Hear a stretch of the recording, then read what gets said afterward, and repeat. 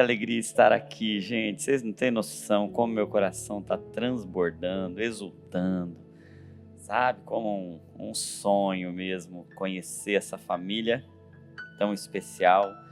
Essa igreja que já me abençoa, essa família que já me abençoa há tantos anos. E hoje poder conhecer vocês, mais essa parte especial da família da Igreja do Amor. E quão grato ao Senhor eu estou por poder fazer parte desse aniversário de 2 anos da igreja aqui em Orlando. E o Senhor tem de fato marcado esse tempo. Eu estou aqui já 1,5 mais ou menos. Estive aqui semana passada no culto da manhã, na ministração do Douglas. E aí hoje de manhã estive de novo, agora a 3ª vez. Eu já estou me sentindo assim muito da casa, já estou me sentindo muito Igreja do Amor, e louvando ao Senhor por ter encontrado um amigo já, e tenho certeza que é só o começo de uma amizade assim que vai daqui até a eternidade, que vai só ampliar e aumentar. E conhecer vocês é um privilégio muito grande, viu? Eu me chamo Jonatas, eu sou casado com a Jéssica, ela estava aqui de manhã. É a mulher mais maravilhosa do planeta Terra. Falei de manhã aqui que você colocar no chat GPT ou no Google, quem é a mulher mais maravilhosa da Terra, vai aparecer a foto dela lá. A Jéssica é uma bênção. Nós estamos casados há 12 anos e nesses 12 anos são 3 filhos, então se a gente mantiver a média, quando tiver com 48 anos casado, vão ser 12 vezes 4, 3 vezes 4, 12 filhos em 48 anos. Temos 3 lindos filhos. Tem a Maria, tem 8 anos, estava aqui de manhã também. Falei que pro pessoal que eu apelidei, ela é tão maravilhosa que eu apelidei a Maria de Mariavilhosa. Aí, com 5 anos, tem a Lívia, que também é maravilhosa. Eu olhei para as duas juntas assim, eu falei, Maria e Lívia, as duas são Maria Liviosas. E agora, 1 ano e 7 meses atrás, o Senhor nos deu Israel, que é um príncipe valente, é alguém que veio como uma mensagem profética mesmo do Senhor para o nosso coração. E como temos sido abençoados pelo Senhor como família, e eu tenho entendido isso, quando Deus quer abençoar alguém, Ele coloca essa pessoa em uma família, né? Diz que a igreja é esse lugar, a igreja é a família do Deus Pai, nos coloca nesse ambiente. Então, Deus está abençoando, Deus está colocando em família. Isso é um dos sinais da bênção de Deus, nos fazer viver família, né? Eu tenho o privilégio de servir ao Senhor lá em Bragança Paulista, na família Dizascope, a nossa igreja local. E o pastor Douglas, que esteve aqui na semana passada, é o meu pastor. Eu tenho o privilégio de fazer parte ali do time de líderes da família Dizascope e participo também do movimento Dizascope na internet. Quem aqui acompanha o Dizascope na internet? Levanta a mão aí. Quem não acompanha ainda, fica o convite para você acompanhar.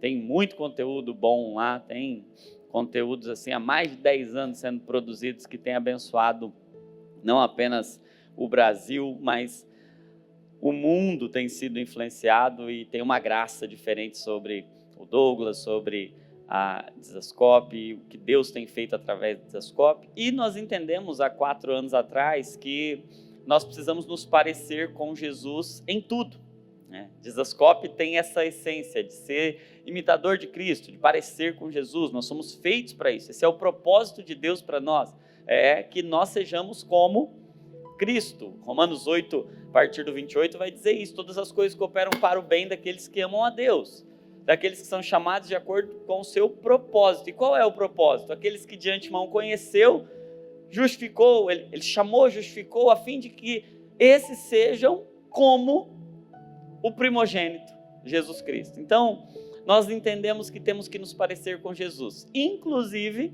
na nossa saúde mental. E essa é uma demanda muito sensível da nossa geração. Nós nunca precisamos tanto da igreja ensinar o mundo sobre saúde mental. E Deus nos deu essa missão de falar sobre saúde mental a partir da mente de Cristo. Porque saúde mental é a mente de Cristo, é pensar como Ele pensa, sentir como Ele sente. E o mundo está clamando, desesperado por respostas com relação à saúde das emoções, à saúde dos pensamentos. E nós não podemos nos omitir. A Igreja de Jesus não apenas tem a resposta para as dores do mundo, a Igreja de Jesus é a resposta para as dores do mundo, para a nossa geração. Então Deus nos comissionou para isso, então a gente tem trabalhado essa temática, falar sobre a saúde mental e sobre a mente de Cristo, e eu tenho estudado isso, eu sou médico, estudo a mente, não apenas do cristão, mas a mente de Cristo. E aí Deus me fez entrar numa especialidade médica aí que eu estou inaugurando, é a crentologia. Já ouviu falar da crentologia? Hã? É a especialidade médica que cuida do crente, né? Crentologia. E eu tô formando uma galera lá no Brasil. A crentologia daqui a pouco está se espalhando aí por várias áreas, não só para medicina, para psicologia, para enfermagem, para fonoaudiologia, nutrição. Nós estamos espalhando lá, então vamos formar um povo cheio do Espírito Santo, que ama Jesus, que ama a igreja, que tem tudo que a ciência traz, porque a ciência é um instrumento de Deus para abençoar o povo, é uma parte do conhecimento de Deus, porque quando a ciência faz o trabalho dela legal, certinho, quem que ela acha? A verdade. E quem que é a verdade? Cristo. E é isso que eu fico encantado. Eu estudo assim a medicina, estudo a neurociência, estudo a psiquiatria, a psicologia, e aí quando eu vejo, cara, isso aqui realmente funciona, é verdade, aí eu vou ver, estava na Bíblia. Estava na Bíblia já, ó, há milênios, né? Porque é esse esforço, né? A glória de Deus é se esconder e a nossa glória é procurá-lo, é buscá-lo, e a ciência faz esse trabalho de buscar a verdade, e tenho tido o privilégio de trabalhar na missão de Cristo por meio da medicina também, e fazendo essa intersecção entre a fé e a ciência, entre a igreja de Jesus e a saúde, porque a saúde é uma promessa do Evangelho, né? Sabe, quando Jesus ia pregar o Evangelho, ele sempre se valia dessa temática como uma ponte. Por que ele podia ter feito qualquer tipo de sinal, ele podia resolver qualquer tipo de problema, mas dos problemas que ele se propôs a resolver enquanto pregava o Evangelho, você percebe que a grande maioria deles estava relacionada à saúde. Eram curas, eram ressurreições, eram libertações que estavam afetando a saúde, porque saúde e Evangelho tem tudo a ver. E nós precisamos reconciliar essas áreas. E a igreja, eu tenho esse sonho, e não apenas sonho, é uma missão, é fazer com que, quando alguém falar da igreja, todo mundo vai pensar assim, é o lugar mais saudável da terra. É o lugar que tem tudo da saúde, porque não é só a saúde do corpo, não é só a saúde biológica, é mais do que isso, é a saúde inteira, integral, corpo, alma e espírito, irrepreensíveis até a vinda do Senhor Jesus. Então, Deus nos deu um ministério chamado Divinamente, que é essa intersecção entre a nossa mente e a mente de Cristo, e a gente começou a gravar vídeos lá no YouTube, do Dizascope, de lá para cá, Deus me deu o privilégio de escrever o livro Divinamente também, escrever o Salmo Terapia, que é também uma ferramenta de você acessar seu coração por meio dos salmos e fazer uma terapia com Deus ali por meio das escrituras. Afinal de contas, os salmos têm essa característica de trazer o coração para fora. Se você vai ler o salmo, o que o salmista estava fazendo? Transformando a sua emoção em oração, transformando a sua emoção em uma conversa com Deus. E a gente precisa aprender a fazer isso, a gente precisa aprender a curar as nossas emoções, transformando-as em orações, dando o nome certo para cada uma delas, não tendo medo de lidar com cada uma delas. Então, nós precisamos aprender a salmodiar. Por isso que Paulo escreve aos Efésios dizendo que aqueles que são cheios do Espírito Santo, né, não se embriaguem com vinho que a contenda, mas encheios do Espírito. Como? Falando entre vós com salmos. Os salmos têm essa característica de falar através de nós, de colocar o nosso coração exposto para o coração de Deus. Então, Faça aí a sua salmoterapia também. Todos os dias pega lá a sua palavra e põe seu coração, põe suas emoções para fora, né? E hoje tenho o privilégio de compartilhar com vocês. Eu combinei com o Douglas que ele ia falar sobre igreja e eu ia falar sobre amor. Aí a gente fechava aí essa nossa participação, essa nossa cooperação aqui. Ele pregou semana passada sobre igreja. Eu quero conversar com vocês sobre amor. E eu queria convidar você a abrir a sua Bíblia na primeira carta de João, no capítulo 4, do 15 até o 21. João 4, do 15 ao 21. Vocês estão preparados? Sim, bora lá? Estão animados? Vamos? Então bora. Diz assim, verso 15. Se alguém confessa publicamente que Jesus é o Filho de Deus, Deus permanece nele e ele em Deus. Assim conhecemos o amor que Deus tem por nós e confiamos nesse amor. Deus é amor. Todo aquele que permanece no amor, permanece em Deus e Deus nele. Dessa forma, o amor está aperfeiçoado entre nós, para que no dia do juízo tenhamos confiança, porque neste mundo somos como ele. No amor não há medo, ao contrário, o perfeito amor expulsa o medo, porque o medo supõe castigo.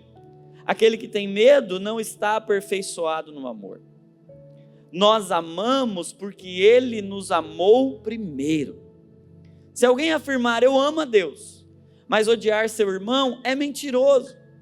Pois quem não ama seu irmão a quem vê, não pode amar a Deus a quem não vê.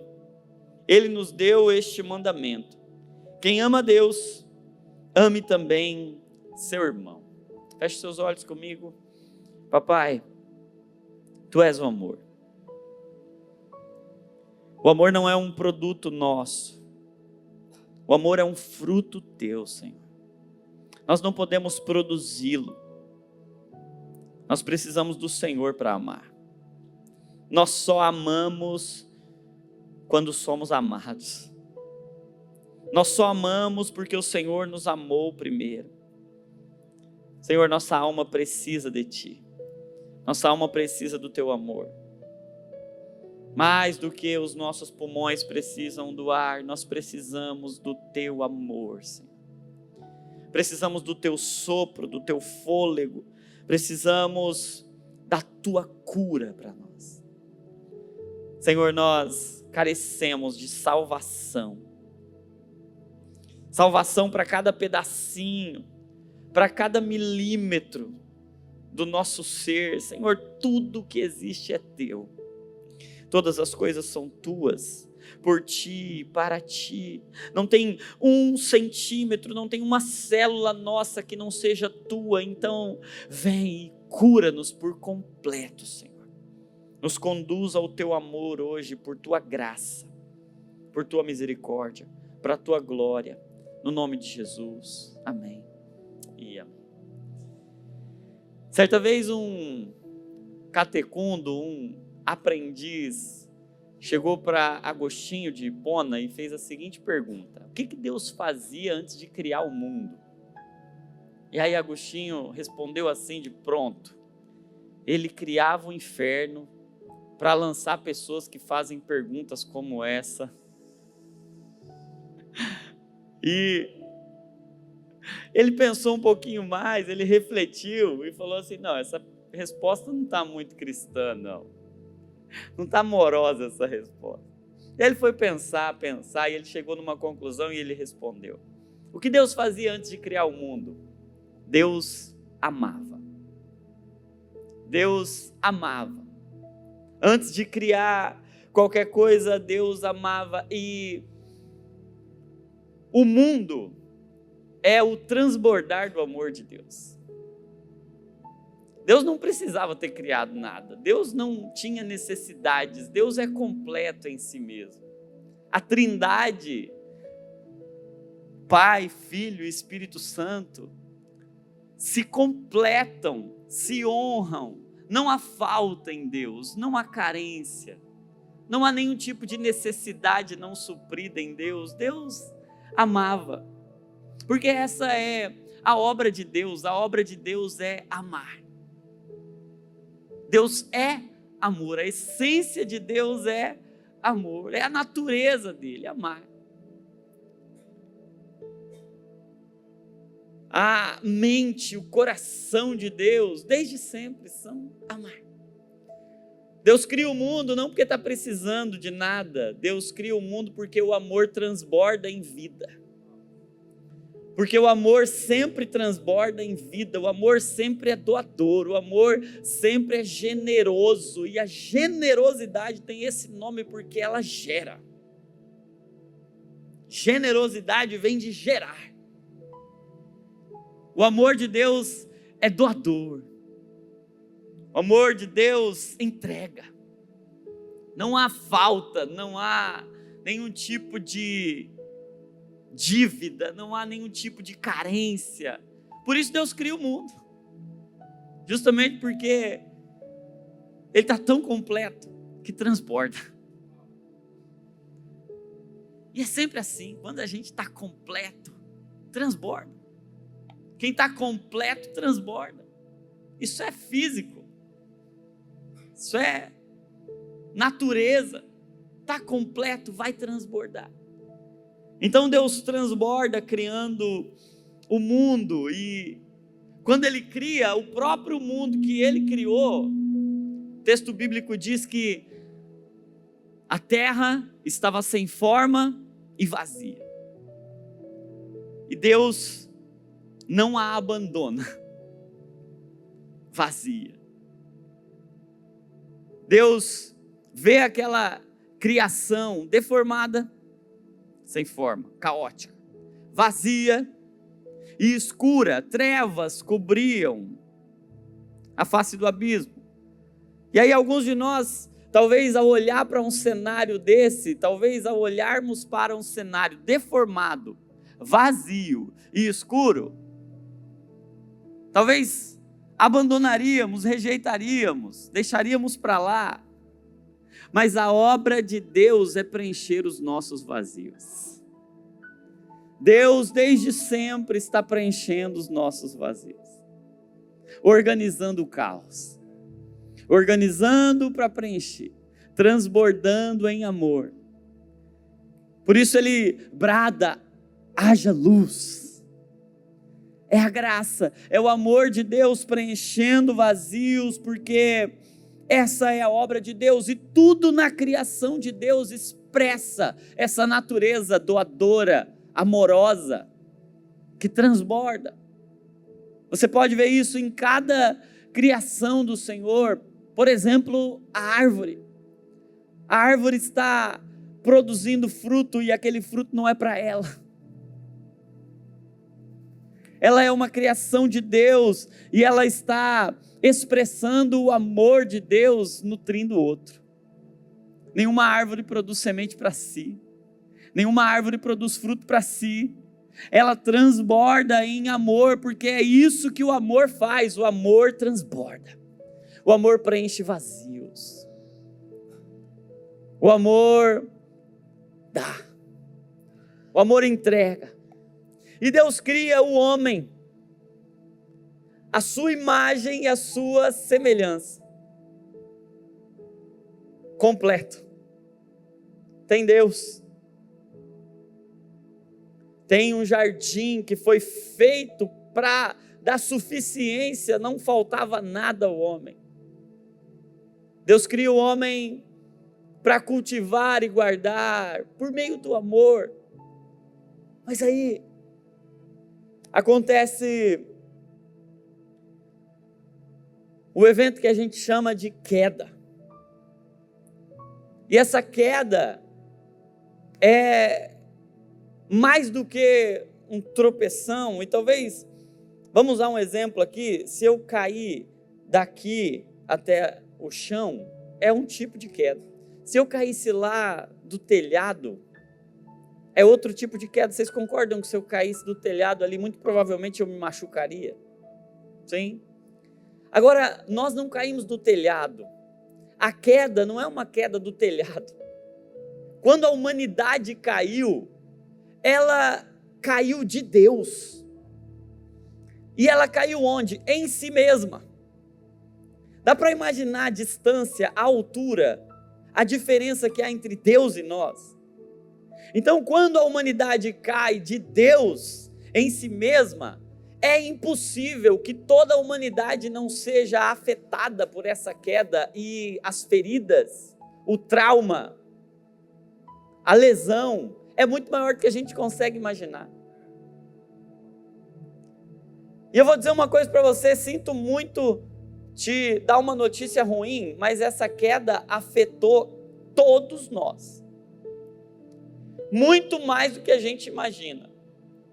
Afetou a todos igualmente, porém de maneira desigual. Então me afetou de um jeito diferente que afetou meu irmão, e afetou o pastor Arthur diferente de um jeito que me afetou. E cada um de nós foi afetado com lesões, com feridas, com marcas, com traumas. Mas de maneira desigual. Então em algumas coisas eu sofro menos do que você, em outras você sofre menos do que eu, mas todos nós fomos marcados, feridos. Essa queda traumatizou não apenas o ser humano, mas a criação. Toda a criação, por isso hoje aguarda, com ardente expectativa, a manifestação dos filhos de Deus, porque hoje não vivemos tudo o que fomos feitos para viver. Existe um trauma, existe uma ferida, existe uma separação, e esse lugar de completude, e esse lugar de amor, e esse lugar de transbordar, foi machucado, foi ferido. E olha que interessante, Gênesis 3:7 diz que quando a humanidade cai, quando a humanidade peca, uma coisa acontece: os olhos deles se abrem. E eu queria tomar emprestado essa expressão, os olhos, para usar a seguinte ilustração: é como se fosse uma forma nova de enxergar. É como se a gente colocasse um óculos. E uma das coisas que a queda fez conosco, e talvez a principal delas, é que ela mudou agora a nossa visão. Ela nos deu uma outra lente.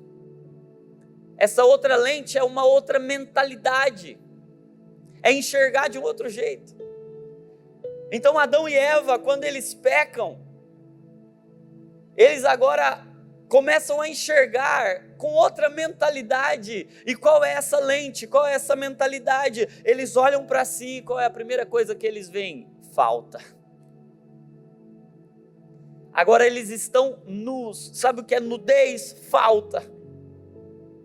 Eles estão agora em falta consigo mesmo, em falta um com o outro, por isso que eles sentem vergonha, porque a vergonha é justamente essa falta para com o outro. Ninguém tem vergonha sem ter outro. A vergonha é um sentimento que pressupõe a presença do outro. Quebrou a unidade entre um e outro. Eles já não se viam mais inteiros, eles estão agora em falta. Mas aí eles ouvem os passos do Senhor vindo. O Senhor vinha todos os dias e o Senhor continuou vindo, mesmo depois da queda. Porque Ele não desiste de nós. Mesmo quando a gente está envergonhado, em falta, em dívida, Ele vem.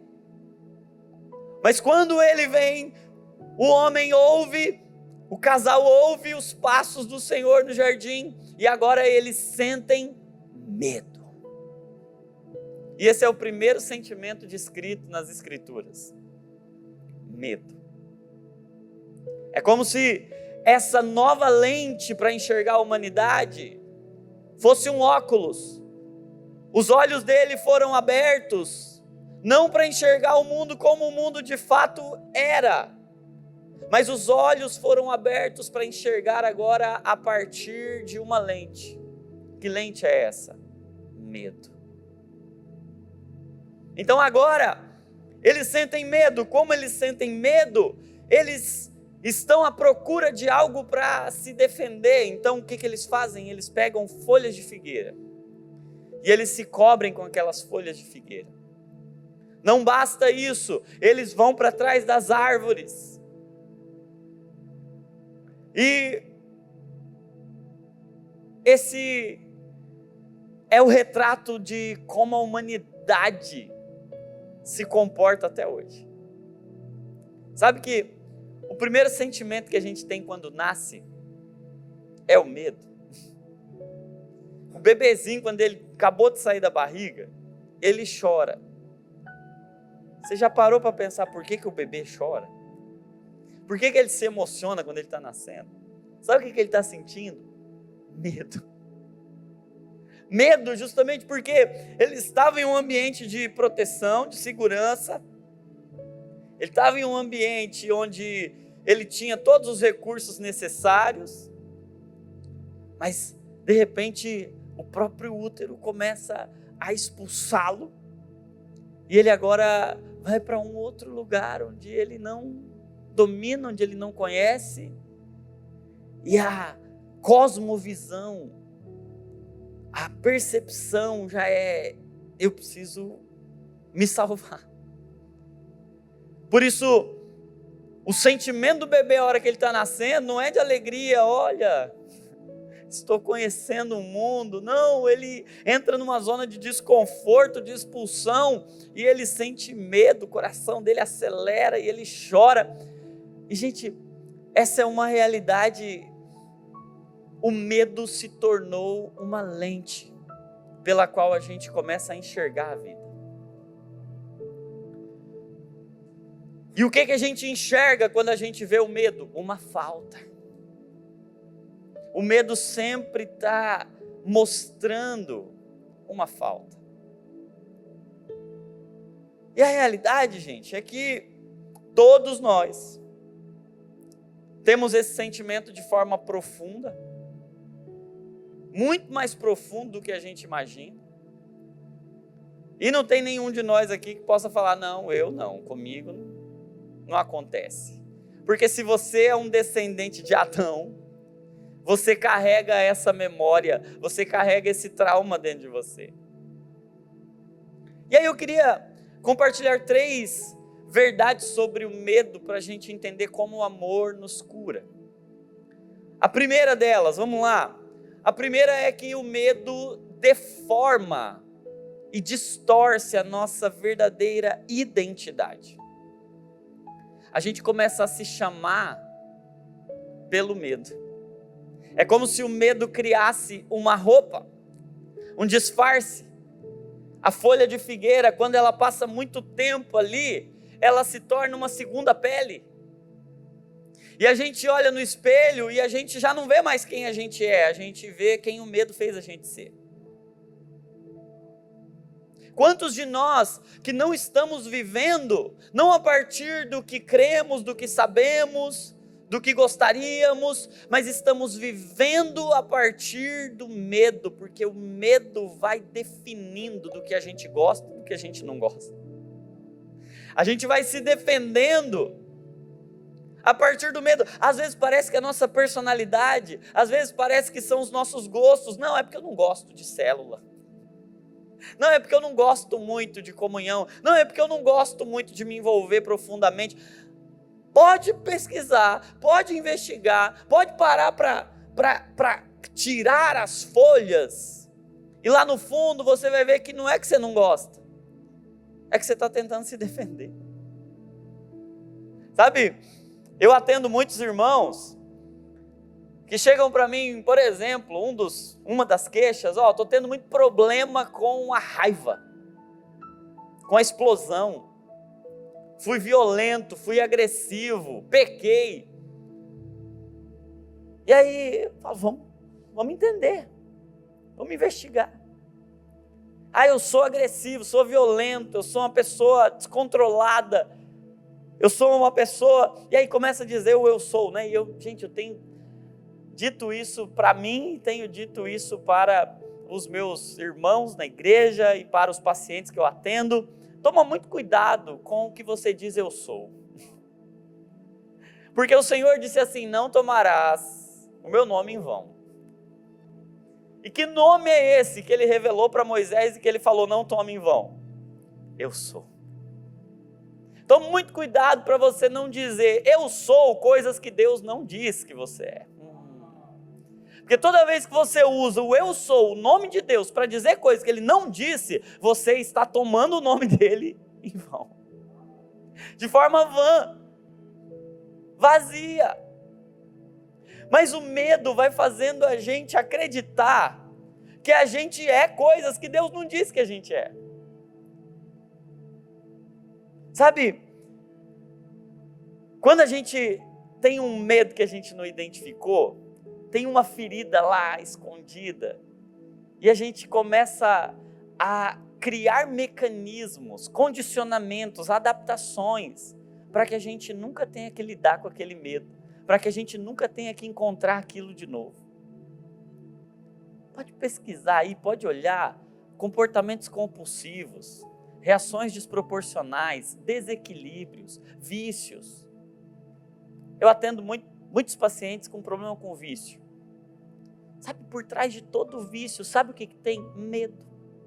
O que é um vício? Uma fuga. E por que a gente foge? Medo. O que faz a gente fugir? Por isso que não é só uma questão comportamental. Não é só faça isso ou faça aquilo, porque senão a gente fica só trocando de vício. Enquanto a gente não encontra o medo, olha no olho dele e diz, eu não preciso mais ter medo de você. A gente vai só mudando os caminhos e criando novas personalidades. E para pensar, você pode não gostar do que vê quando olha no espelho, porque na realidade você não vê quem Deus vê, você vê o que o medo mostra. A omissão, a passividade, as atitudes que você devia ter tomado e não tomou, as pessoas que você devia ter abençoado e não abençoou, as decisões que você tinha que ter tomado, os problemas que você tinha que ter enfrentado, as conversas difíceis que você tinha que ter tido. Mas sabe quem governou sua vida? O medo. E a grande realidade é que, numa boa parte das vezes, não somos nós quem estamos vivendo, é o medo que está vivendo em nós. Não é Cristo que está governando o nosso coração. Às vezes a gente está usando Cristo para tentar fugir do medo. Faz sentido, gente? Ou é só comigo? O medo vai distorcendo a nossa verdadeira identidade. O medo vai fazendo a gente olhar no espelho e não ver quem Deus nos fez para ser. A gente vê um monte de folha. E às vezes, gente, os recursos, os falsos salvadores, o ter muito dinheiro, o ter muito status, o ter muita fama, o ter muitos seguidores, são folhas que a gente vai colocando ali, simplesmente para a gente não ter que lidar com a ferida, com o medo. Por que a gente foge? Por que a gente é omisso? Por que a gente é passivo? Medo. O medo distorce a identidade, essa é uma primeira implicação. Segundo, além do medo distorcer a identidade, se você estiver anotando, anota isso, o medo enterra a capacidade. O medo enterra a capacidade. E eu queria lembrar você da parábola dos talentos. Não sei se você lembra em Mateus capítulo 25, a partir do verso 14, Jesus conta que um senhor chamou 3 dos seus servos e ele deu para 5 talentos. Um talento equivalia ali a entre 35 e 55 quilos aproximadamente, de ouro ou prata. Era pouca coisa? Não, era muita coisa. 1 talento. Vamos arredondar, 40 quilos. Arredondando, para baixo. 40 quilos, ele chama um e dá 5 desses. 40 vezes 5, 200 quilos. Para o outro ele chama e ele dá 2 talentos, 80. Mas o outro, ele chama e dá 1 talento, 40. A cada um de acordo com a capacidade de administração. E aí eu lembro do que pastor Arthur estava dizendo aqui, frase do A.W. Tozer, que nós não somos donos de nada, mas somos administradores e todos nós temos algo a administrar. Todos nós temos o suficiente. Porque perceba que até o que recebeu menos, ele recebeu muito.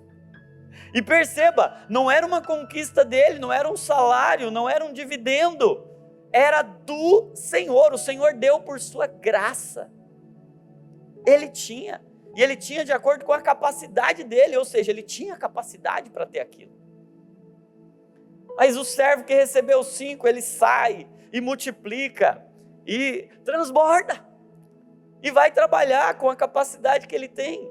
O que recebeu 2, da mesma forma, ele sai, ele vai multiplicar, e ele multiplica mais 2. Mas tem um terceiro, esse terceiro servo, ele não olha a vida pela lente da capacidade, do amor, ele olha a vida pela lente da dívida. E aí o texto diz que ele está cheio de distorções na cabeça dele, ele já tem um monte de pensamento automático. Ele diz assim: esse Senhor, ele colhe onde não plantou. Ele é rígido. Ele cobra. Ele é um cobrador muito agressivo, injusto. Então, qual sentimento brota no coração dele? Medo. E aí o que ele faz? Quando o Senhor chega e diz: cadê? O que você fez? E ele diz: eu sabia que você cobra muito, e eu não ia dar conta. Então o que eu fiz? Eu enterrei. Eu enterrei o que eu recebi, porque eu senti medo. E eu vou dizer isso para você com muito temor no meu coração, mas há uma grande probabilidade de que eu e você estejamos enterrando capacidades que Deus nos deu, porque o medo tem governado o nosso coração. Muita coisa que Deus nos deu, que é nossa, e que a gente tem que administrar, e que Deus nos deu capacidade para administrar, porque Ele deu a cada um de acordo com a capacidade, mas o medo ganha da capacidade quando a gente deixa Ele no trono do coração.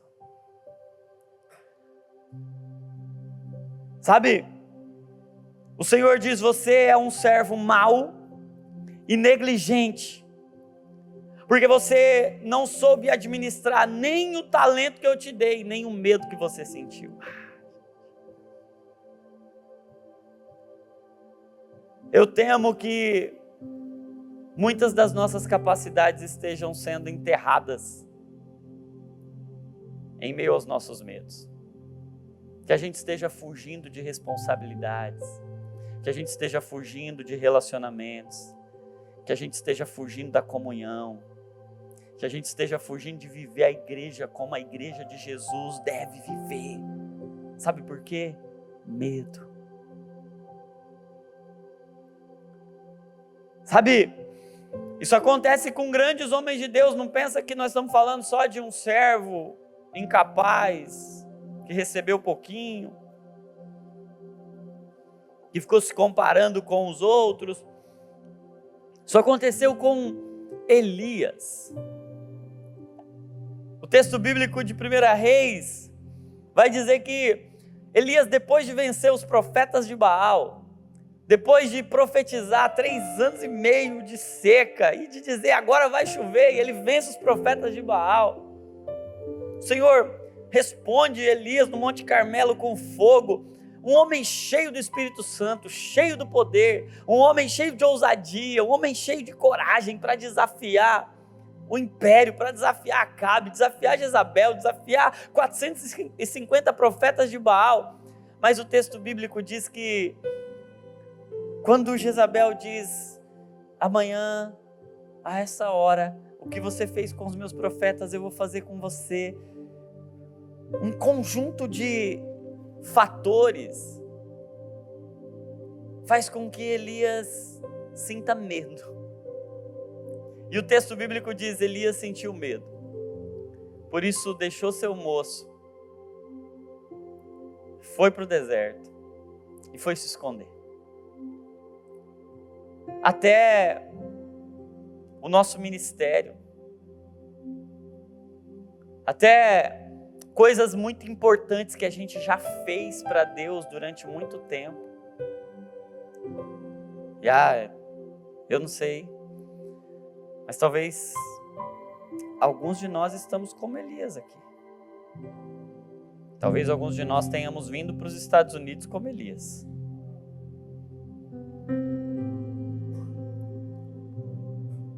Estamos vivendo em uma caverna, não quero que ninguém me incomode. Já fiz o que eu tinha que fazer. Mas deixa eu dizer uma coisa para você, o Senhor não deixa ninguém para trás. E Ele vai buscar Elias lá. E o amor de Deus vai buscar o medo de Elias. Sabe, aquele medo é a porta de entrada para um monte de condições clínicas. E aí eu tenho uma palavra sobre isso até, e já vou me convidar para vir aqui um dia falar sobre Elias. Sobre a depressão de Elias, o burnout de Elias. Tem um quadro clínico ali, e a gente tem que ser muito honesto, sincero, a gente tem que levar muito a sério as condições da nossa alma. A gente precisa ser muito zeloso com o que o Senhor nos deu, com o nosso coração, sobre tudo que você deve guardar. Guarde o seu coração, tratar e usar de todo o recurso da graça de Deus disponível a nós, mas nós não podemos negligenciar que o texto bíblico diz que o que abriu a porta desse processo foi o medo. Sentir medo. Gente, o medo enterra a capacidade, até dos muito capacitados. Às vezes a gente acha que o nosso problema é incapacidade, quando na realidade o nosso problema é medo. Porque, perceba, na parábola dos talentos, o problema não era incapacidade, porque Deus deu de acordo com a capacidade. Sabe, o Espírito que Deus nos deu, e quando o texto bíblico de Timóteo, Paulo escrevendo a Timóteo, diz que Deus não nos deu espírito de medo, para mim aquele texto, ele não está dizendo que o medo é um espírito mau e que nós estamos endemoniados quando sentimos medo. Mas o Espírito, ele está falando sobre o interior, ele está falando sobre uma mentalidade. Ele está dizendo, a mentalidade, o Espírito que Deus nos deu não é medo, é poder, amor e equilíbrio. Mas o medo faz a gente viver se sentindo incapaz, é a fratura do poder. Omisso, fugindo, é a fratura do amor. E em desequilíbrio, fugindo para os excessos para tentar esconder as faltas. Vivendo ou muito para cá ou muito para lá, fugindo de um lugar para o outro, porque a gente não tem coragem de encarar o medo. Mas tem uma terceira implicação. Se a primeira é que o medo distorce a identidade, a segunda é que o medo enterra a capacidade, a terceira é que o medo sempre revela uma ferida. O medo sempre revela uma ferida. E essas feridas são profundas na alma e geralmente elas não são visíveis. Quase nunca a gente consegue ver a ferida. Geralmente o medo ele é tão espalhafatoso que a gente só vê o medo, não vê a ferida. A gente na realidade não costuma nem ver o medo. A gente tem dificuldade até de saber que está sentindo medo. Geralmente o que a gente vê é o pecado para onde a gente foge quando está com medo. É a grosseria, é a resposta torpe, é a omissão, é a explosão. E a gente vai fugindo para um monte de coisa e a gente não para olhar, peraí, onde é a ferida? Sabe, na faculdade de medicina eu entrei achando que a dor era um baita de um problema.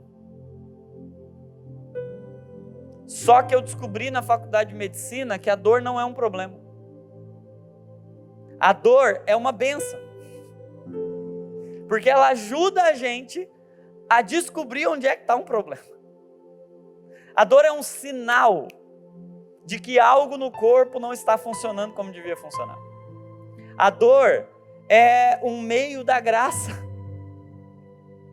Deus deixou um dispositivo em nós, desse lado da eternidade, para dizer, olha, você não está no seu lugar.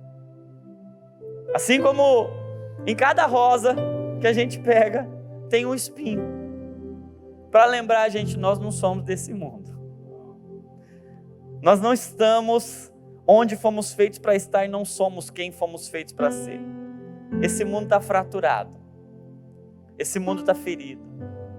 E cada um de nós tem fraturas e feridas que aguardam a redenção dos nossos corpos. Mas olha que interessante. A dor, ela cumpre um papel, ela tem um propósito. Até vou te dizer algo que pode ser um consolo para você. O maior problema não é a dor, o maior problema é a insensibilidade. Tome muito cuidado, se você está sentindo dor, não se desespere. Não se desespere. Assim como um dente, quando ele está com dor, quando você sente dor de dente, o problema não é a dor de dente. Aquela dor está te avisando que tem alguma coisa lá no seu dente que está inflamando ele, que está infeccionando, tem uma cárie. Então, só tirar a dor não resolve. Então, não reclame da dor que está aí. A dor está querendo te chamar para um olhar mais profundo. Esse incômodo. E aí eu gosto da expressão incômodo, porque sabe o que é um incômodo? É um cômodo que está precisando ser organizado. Incômodo é um cômodo, é uma parte que está precisando ser reorganizada. Então, assim como a dor, ela cumpre um propósito, é alertar a gente de que tem algo que está ferido, machucado. O medo tem a mesma função. Por que os olhos foram abertos? E esses olhos foram abertos agora para mostrar, ei, a partir de agora você está num mundo que não é o mundo do transbordar. É um mundo ferido. E você vai sentir medo para te lembrar que você não está por si mesmo completo, você está ferido. E todos nós, desde Adão até hoje, a gente vai ferindo uns aos outros, sendo feridos, e essas feridas vão se multiplicando dentro de nós, e o medo é sempre um passado mal resolvido. Sempre o medo é um passado mal resolvido. É uma memória traumática de uma ferida que a gente sofreu. Algumas nós mesmos, outras alguns dos nossos antepassados. Sabe um dado interessante? Estava vendo uma pesquisa esses dias atrás, falava que o trauma, ele é herdado. Olha que interessante. Tem inúmeras pesquisas hoje falando de epigenética. Epigenética não é só a genética, o gene, o código genético, mas são memórias comportamentais que a gente passa de pai para filho. Tanto de bons hábitos, como de traumas, comportamentos, experiências que a gente tem, a gente passa como uma memória genética. Não é o código genético, é uma memória grudada nos neurônios. Olha que interessante. Tem uma pesquisa que investigou filhos de judeus presos em campos de concentração. E olha que interessante, aqueles filhos de judeu nunca tinham experimentado o ambiente do campo de concentração, o cheiro do campo de concentração, os sinais, sabe, aqueles sons, as buzinas do campo de concentração, mas quando eles eram expostos ao cheiro, ao som, a algum tipo de gosto que os seus pais experimentavam no campo de concentração, sem nunca ter pisado num campo de concentração. O corpo deles reagia ao estresse. Dos filhos, olha que interessante, o coração acelerava, a frequência cardíaca aumentava, a pressão aumentava, eles respiravam de forma mais ofegante, porque a gente traz no nosso corpo até traumas que não são nossos. Por isso que a Bíblia é tão enfática em mostrar a genealogia, porque a história de alguém não começa com ela. A história de alguém vem de muito antes. Por isso que é tão importante a gente saber que todo mundo aqui veio de Adão, porque a gente vem carregando coisas. E aí soma-se a nossa história, ao nosso passado, às nossas feridas, aos nossos traumas. Mas o medo dói, o medo limita, o medo paralisa, o medo infecciona. E aí, até aqui, eu só fiz um diagnóstico. Um diagnóstico do que é a humanidade. O medo é humano. Não se culpe por senti-lo. Ele está te mostrando feridas. Ele, de certa forma, pode até ser entendido como necessário. Mas a gente lê um texto que diz assim: Deus é amor. A essência, a natureza de Deus é amor. E essa essência de Deus, essa natureza de Deus é uma outra lente. É a visão lá do princípio, é a visão do completo, é a visão do inteiro, é a visão do transbordar. Então, o texto faz um paralelo entre amor e medo. Ele coloca na mesma cena aí, o problema do amor não é o ódio. O ódio vai ser só uma consequência. Ele está dizendo, no amor não há medo. Porque o que o amor vem fazer? O amor vem expulsar o medo. É como se ele chegasse lá no lugar onde o medo está, sentasse lá e empurrasse o medo para fora e dissesse: agora você não é mais necessário. O perfeito amor pega o medo que estava lá dentro, coloca para fora. Mas sabe, se o medo é uma ferida e o amor é a cura, e o amor vem lidar com o medo, eu me lembro que nas minhas aulas de técnica cirúrgica na faculdade, teve algo que me chamou a atenção. Uma sutura só acontece, sabe, um ponto? Ele só acontece quando as duas partes estão feridas. Você nunca vai conseguir costurar uma parte ferida em uma parte inteira. Não cola. As duas partes precisam estar feridas para poder ser costuradas. E aí, eu fui ler o texto de Isaías 53. E a Isaías 53 diz que o homem de dores, Cristo Jesus, sabe o que é padecer. E que pelas suas feridas, nós somos sarados, curados. Eu fiquei pensando, como assim? Como as feridas de Jesus nos curam? E aí, eu entendi uma coisa. Quando nós caímos, quando a humanidade caiu, quando nós fomos afetados e lesionados pela queda, isso foi sobre nós, não foi sobre Deus. Deus não foi afetado em nenhum milímetro quando a humanidade caiu. Deus continuou inteiro. E nós, completamente fraturados, feridos, lesionados, afetados, com toda sorte de enfermidades, de doenças, de dores, mas lembra que Deus não nos abandona. Deus não abandona o vazio, Deus não abandona o ferido, Deus não abandona o deformado. O que Deus faz? Deus enviou o seu Filho.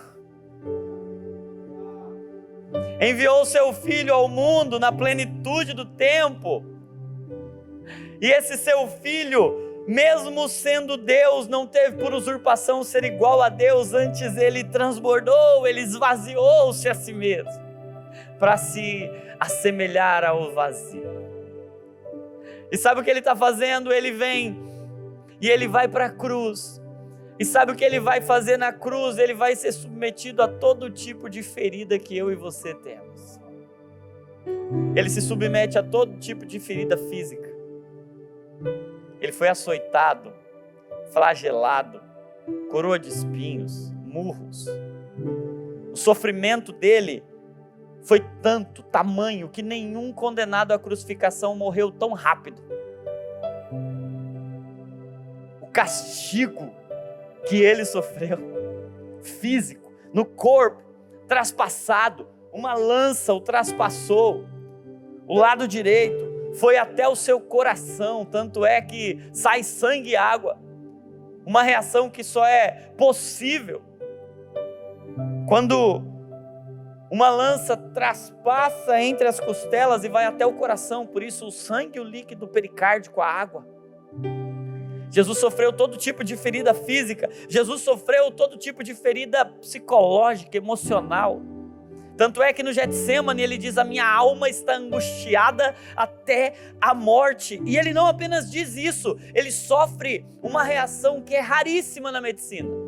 Poucas vezes descrita, o texto bíblico diz que o seu suor tornou-se em grandes gotas de sangue. Sabe o que aconteceu? O estresse psicológico foi tão grande que os vasos sanguíneos das glândulas sudoríparas se romperam.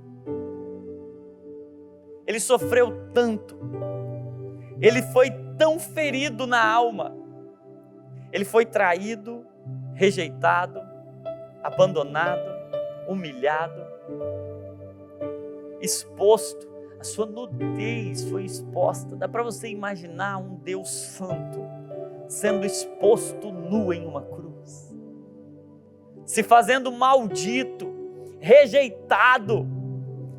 Sabe para quê, gente? Para se colocar ao nosso lado,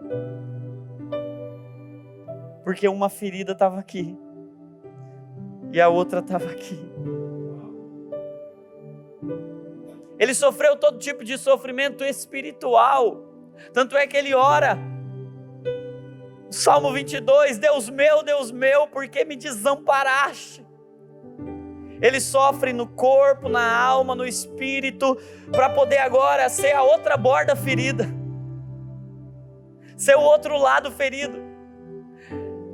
E em seu amor ele transborda, ele entrega, ele derrama tudo, ele oferece tudo, porque a cruz era Deus dando um ponto na humanidade, costurando novamente o ser humano a ele, e fechando toda a ferida que existe em nós, porque tudo que falta em nós transborda em Cristo. Por isso o castigo que nos traz a paz estava sobre ele, pelas suas pisaduras nós somos sarados, porque agora não tem nada que nos falte, que ele não tenha. Sabe, se toda ferida gera uma falta, toda falta gera uma dívida, toda dívida gera medo, e todo medo gera uma fuga, um vício, e é assim que a gente vive. Mas agora, pela fé no sangue de Jesus, a ferida é suturada na fé, e agora nós não somos mais uma ferida andando por aí, nós somos fé. Agora, pelo sangue de Jesus, não é mais o que me falta, agora o amor de Deus transborda em mim, e onde tinha uma dívida tem uma dádiva.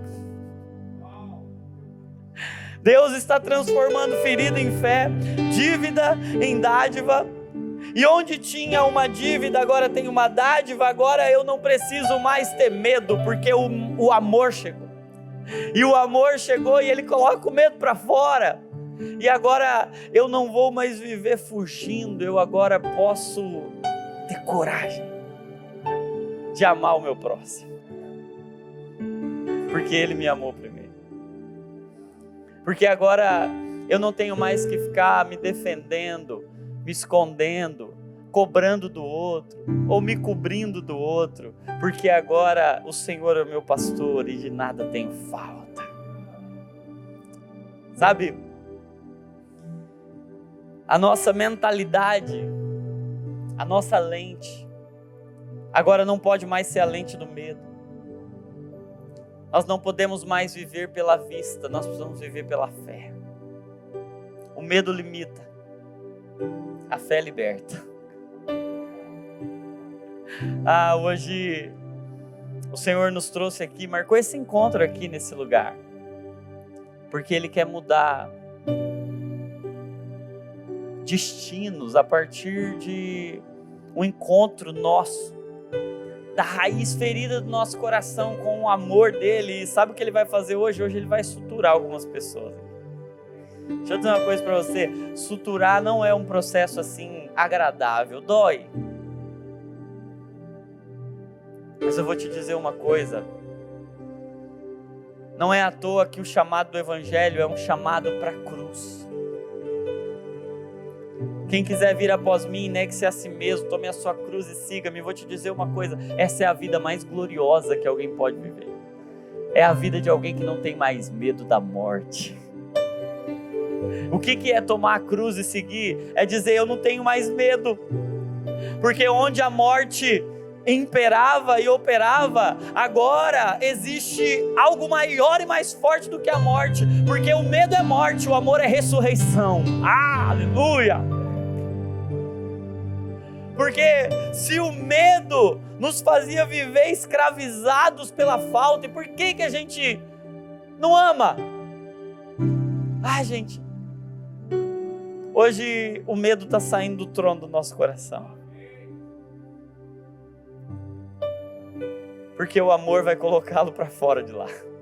Sabe, a gente não pode fazer isso. Não é um trabalho nosso. Não existe. Não existe alguém que tem domínio sobre o medo. Não existe. Só há um. O amor. E o amor tem nome. O amor é Jesus. Eu quero te convidar a se colocar de pé no seu lugar. Eu quero orar com você. Há alguém aqui que precisa ser solto de amarras do medo. Porque o Espírito que Deus nos deu não é medo. Poder, amor e equilíbrio. Quero saber se tem alguém aqui que foi tocado por essa palavra, que hoje está sendo suturado pelo Senhor em uma área profunda do coração. Deixa eu te dizer uma coisa, não tem faltas em Jesus. O amor é transbordar. O amor transborda. Se você é uma dessas pessoas, levante assim a sua mão.